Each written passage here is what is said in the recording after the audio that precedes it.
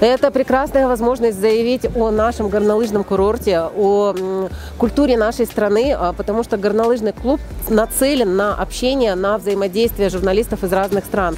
К нам приехали 26 стран-участниц, 130 человек, журналисты из ведущих СМИ мира. Это прекрасная возможность для всех нас пообщаться и провести время на Чембулаке. Каждый журналист напишет, либо сделает видеосюжет в своем журнале, газете, на радио, на телевидении в своей стране. И о Чембулаке узнают гораздо больше людей. Разумеется, это прекрасная пиар. У нас состоятся первые соревнования по слалому-гиганту вот здесь, на этом склоне.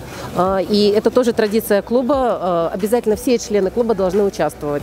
Все разбиты по возрасту на категории. 3 категории у мужчин, 3 категории у женщин. И это соревнования, которых мы ждем целый год. Это абсолютный чемпионат мира среди журналистов-горнолыжников.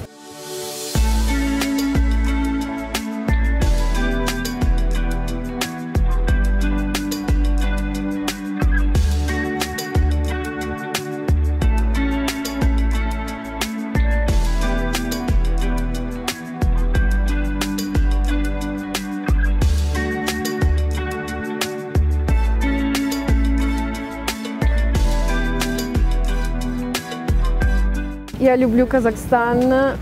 Почему? Я люблю еду и культуру.